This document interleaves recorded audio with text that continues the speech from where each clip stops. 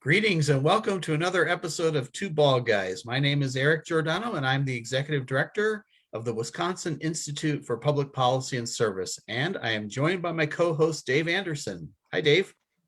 Hey, Eric, thank you very much. Yes, my name is Dave Anderson. I'm a Senior Policy Fellow at WIPS, and today we're continuing our series on electoral reform with a special guest who will be discussing proposed legislation to change how we apportion Wisconsin's electoral votes during presidential elections.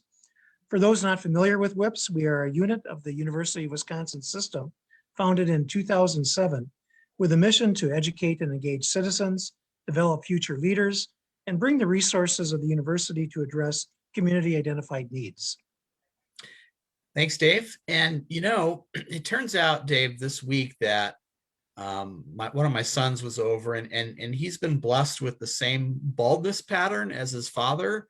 But interestingly, his brother, my other son, has a very full head of hair. So this has sparked a lot of family tension and debate about who has the better genes. Now, I'm trying to advise my son who's going bald not to go down the pathway that I took many years ago, which was the comb over. I don't know if you ever experienced the comb over, but I just don't recommend it. So I had some words of wisdom for him, and I thought perhaps I'd share them with our viewers because maybe they'd benefit from them as well. So it kind of goes like this. If you can't pull off a great hairstyle, consider shaving it off. Get it? If you can't pull off a great hairstyle, mull it over, Dave. Mull it over. Mull it over. Mull it over. Got it, Eric. And indeed I shall. But it's funny you bring up the comb over. I don't know if I ever told you this, but the very first time I went to my barber in Madison, and I was in his chair, he was stopped in the middle of cutting my hair, and he stepped back and he looked at me, stared at me, and he said, Dave, he said, I normally wouldn't be so bold with someone who's in my chair for the first time. He said, but that comb over thing you've got going on, he said, you've got to get rid of it. In your mind, you're thinking, oh, it disguises the fact that I'm going bald, right? He said, but in reality, Dave, you're telling people, hey, everybody, look at me, I'm going bald. So I took his advice and I had him take off the comb over. To this very day, and of course I haven't seen him in a while because I haven't been to Madison in a while, but to this very day, whenever I walk in there, I'll say, Dave, aren't you glad we got over that, or we took care of that comb over for you? And I always tell him that, we may have gotten rid of the comb over, but to this very day, I still carry a comb. You know why, Eric? I just can't part with it. So there you go. Yeah, well, once again, Dave, thanks for sharing your version of humor and making my day a little harder to bear. Speaking of which, if you have any words of wisdom in the form of hair jokes or puns of your own, or just questions for us, you can put them in the Facebook chat or email us at info@wips.org. That's info@wipps.org. And speaking of endless suffering, I want to give a shout out to Luke Rudolph, our long-suffering, incredible producer, marketing coordinator, chill hop DJ, and token representative of an attractive younger demographic. Thank you, Luke. Hi. How you doing? Hello, gentlemen. I'm doing great. I was just recovering from all the laughing I was doing from your intro. Good. We're paying you well for that. Yes. Well, Luke, we really appreciate the work you do behind the scenes to make this show as successful as it's been, and the 2 or 3 viewers that we're up to now really appreciate your efforts. But now it's time to get to our special topic on electoral reform in Wisconsin today with our guest, State Representative Gary Tauchen from R-Bonduel, which is over in Shawano County.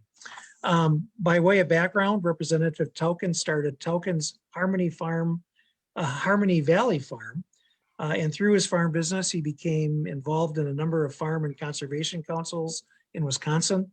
He was chairman of the Shawano Farm Bureau and the Wisconsin Dairy Herd Improvement Council, and chaired Governor Tommy Thompson's Dairy 2020 Council.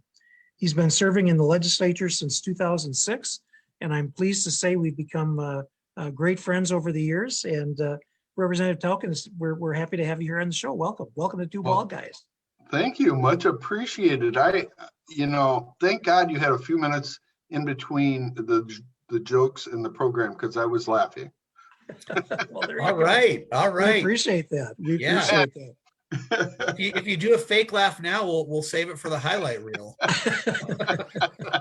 There you go. Uh, Well, why don't we, I'm gonna jump right in. So tell us a little bit about this legislation you're proposing to change Wisconsin's electoral votes to a district plan. What is that all about? What does that mean? So we have 10 electoral votes in the state of Wisconsin, and I think the electoral college is the way to go. I'm not keen on a popular vote because 5 big states could swing the election one way or the other. So I really do think we need some form of electoral college. And this is an alternative. The proposal that I have is an alternative. It's actually being used in Nebraska and Maine. What it is that of the 10 electoral votes, the first 8, we have 8 congressional districts. So whoever wins that electoral or that popular vote in those areas would get that vote. So 8 votes would be taken there. And the last 2 would go to the winner of the statewide popular vote. So it's unlikely that any one candidate would get all 10. In fact, in the last 4 elections, this last election would have been 5-5 for Biden and 5 for Trump. In 2016, it would have been 2 for Clinton and 8 for Trump. 2012, 5 for Romney and 5 for Obama. And in 2008, 9 for Obama and 1 for McCain. So, so that's the kind of direction that I think makes sense. There's people that allege there's irregularities. I'm going to let you guys figure that out, but there's problems in certain areas of the state, and this could act as a firewall, because then only 3 electoral votes, the winner of that area and if they win the election, it would be 2 more, would be affected instead of having the whole 10 votes affected. So, but as any bill, there's no perfect bill, and everything has its pluses and minuses. For instance, we have $100+ million that come into the state for the election, both on the Democrat and Republican tickets. So the money is one thing. Listening to all the ads, that's another thing, and that's a minus to some of us. Then, of course, you probably are going to get less presidential and vice presidential visits to the community, because the 10 votes aren't there. There's probably going to be something less than that. So so it has its pluses and minuses, but I think it's got some potential. Whether we can get it through or not, that's another question. It's always tough getting any piece of legislation through the legislature, because you've got to get 50 of the 99 representatives that support it, and a majority of the 33 in the Senate before it goes to the governor, and the governor does his thing. So so anyway, I thought the timing, because I'm planning on retiring this year, it was my last kick at the cat. Not that I'm hoping to get it through. If it doesn't go through, at least people know that it's an option, and it is actually getting a lot of play. People are interested in it, so I'm glad to see that, and I'm looking forward to seeing what happens as we move forward with the budget and the bills that we bring forward during this session. Yeah, thank you. And in talking with you just prior to the show today, one thing I didn't realize is that you had introduced this legislation as far back as 2007. So you've been thinking about this for quite a while. And so I'm kind of curious, like, what sort of initiated, well, Nebraska and Maine, you mentioned that they use this system. So do you have any sense of how long they've been doing it? And have you learned anything from their experience? Well, Maine's, from what I understand, Maine started in 1972, so they've been doing it longer than anybody else. 1996, Nebraska brought it up, and from what I understand, there's a legislator in Nebraska that thinks they ought to go back to the popular vote. So they're looking at changing it back to the way it was. So that's about all I know about those areas. But I just think you always look for improvements in the system, and I just think so many people are upset, whether they're Republican or Democrat. And it seems to me that people would be a lot more appreciative if in their area they're heavily Republican, they could vote Republican, and on the other side, in areas of the state where they're heavily Democrat, that they've done well. So I think it would take some of the pressure off of those organizations, and people would feel better about the state. And we have a lot. I mean, we're pretty progressive in this state. We have a lot of diversity, and I think that a bill like this is something that will help heal, and at least that's what I hope, and make it better for the people in the state. Just to follow up on that, Representative, and I was thinking about asking you why you thought this was important for Wisconsin. You kind of answered that question already, but kind of related to that, do you think Wisconsin has enjoyed, if you can call it that, the status of being a swing state in recent presidential elections, and really the eyes of the nation have been on Wisconsin in quite a few of the last several presidential elections. Do you think this would impact the potential Wisconsin would play as its past role as a swing state? Do you think that'll continue, or will that kind of subside with this change?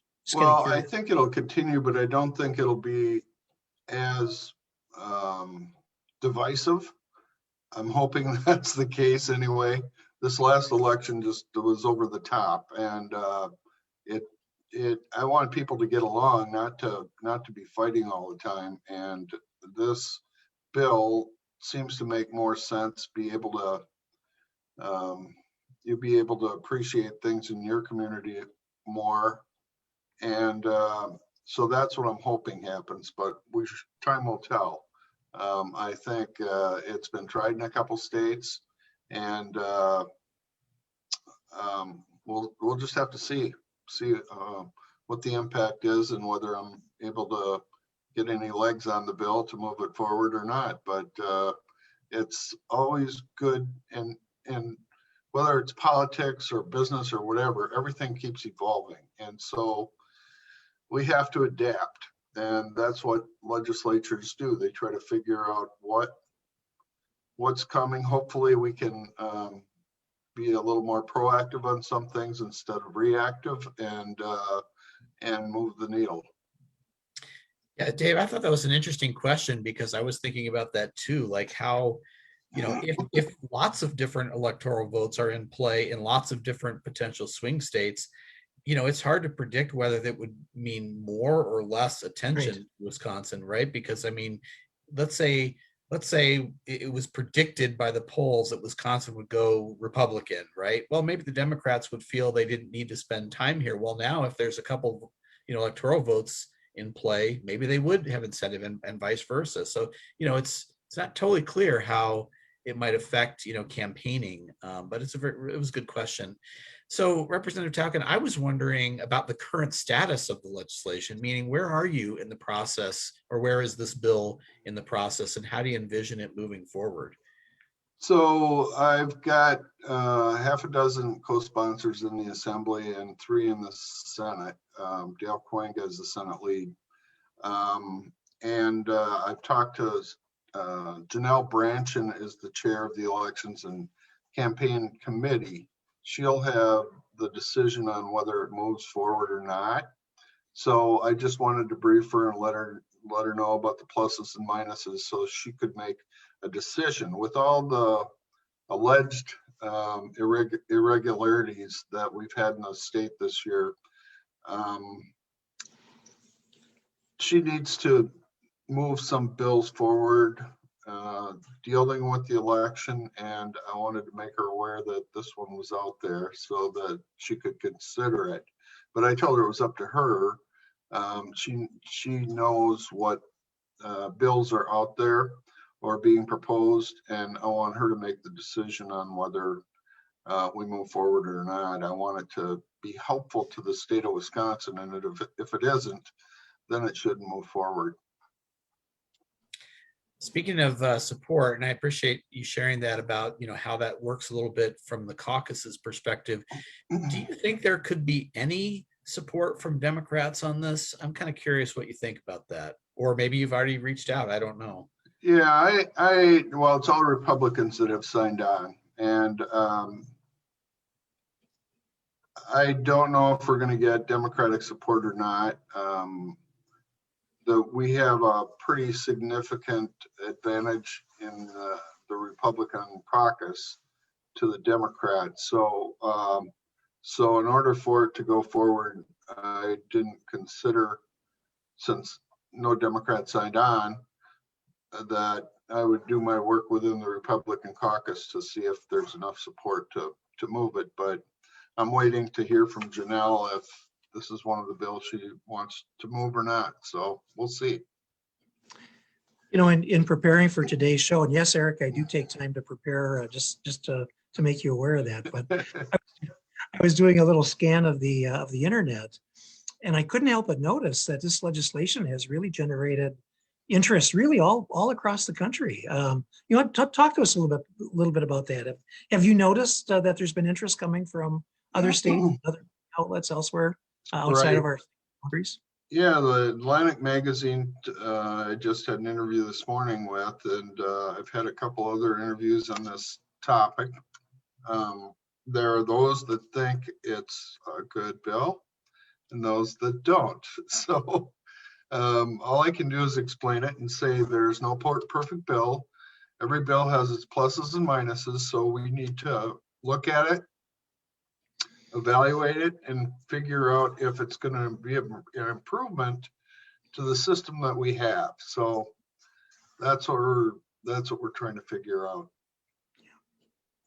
So right now, and we kind of talked a little bit about this earlier. 6 out of our 8 districts today are pretty safe Republican districts, congressional districts. Are you concerned at all about how the district plan might play out if districts are redrawn at some point in the future to favor Democratic candidates? I mean, does that enter into the equation for you and your colleagues as you evaluate the bill and give it some consideration? Yeah, I think when you look at redistricting, it deals with population, contiguousness, and minorities. Those are the things that are taken into consideration.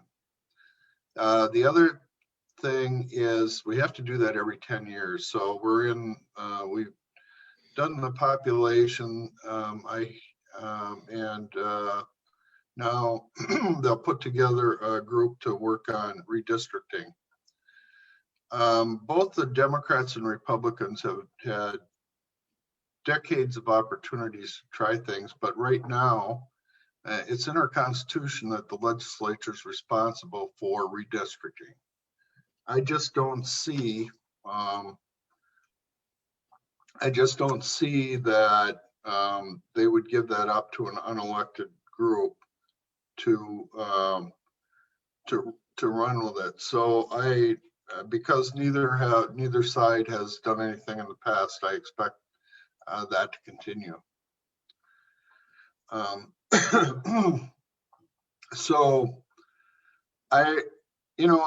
it's hard to see how the whole thing is going to play out, but we're going to do our best to try to make Wisconsin the best possible place to live, work, and retire. So if it's something that people feel strongly about, they should contact their legislator and let them know, because we're not like California where propositions brought from the people change things. We have 132 elected representatives that have to bring a bill forward, one of those 132, in order to move it forward into legislation. So need to work with the system. You know, I just as a follow-up comment, more than a question, but I really have appreciated today your explanation for this. I think it would be easy for critics to say that a bill like this is really purely politically motivated, right? But the way you've explained it, I mean, you've made some really good salient arguments here on kind of how altruistic I think a piece of legislation like this can be when you put it into the bigger framework of how things operate. And I think I commend you for bringing forth kind of a creative idea and explaining it as well as you have here this morning. So thanks a lot for that. I appreciate it. Well, thanks for giving me the opportunity to do that and to listen to your jokes. Hey, before we head out, well, first of all, I'd like to thank you as well. Thanks for taking the time to share with us this new approach to electoral reform in Wisconsin. If viewers, you mentioned that viewers could contact their legislator if they're interested in this bill one way or the other, but how can they learn more about this? I mean, is there a way that they could contact you or your office if they want to learn more? Sure. The other thing is when the election campaign reform or election campaign committee has their hearing, it'll most likely be on Wisconsinite. So they'll be able to listen to the arguments, the debate one way or the other on that proposal on the election campaign committee, Wisconsinite. So that's part of they're at the Capitol most of the time, and this is one of those issues I think that will supersede a lot of other committee hearings if they're going to bring something forward with campaigns and elections. Great, thank you. And we often say this, and we're very sincere when we say it, that we're very grateful for you and in particular for really taking the time from your life to serve the people of Wisconsin. I mean, I really have admiration for anybody who is running for political office and who, goes about and does that work. So we appreciate your service. Thank you. Unfortunately, this means that we've run out of time for Dwayne "The Rock" Johnson, who is our continuing guest here. And I just wanted to congratulate him, though, on his new TV series called Young Rock. So if you haven't taken a look at that, but we'll get to him next week and find out more about the program. But thank you, Representative Tauchen, so much for being here today. Thank you. And again, I just want to say thank you, Representative, for joining us. Eric, thank you for being the great co-host that you are. And Luke, thank you for being the great producer that you are. With that, I'll say goodbye to our viewers, and I encourage you to come back next week for Two Bald Guys. Yeah. Hey, Dave, one thing that Luke reminded me, registration is now open for our Torgrim, Wisconsin conference. You can go to t1w.org. So if you're interested in that, it's a conference on equity, diversity, and inclusion statewide in Wisconsin. So thank you, and we'll see you next week.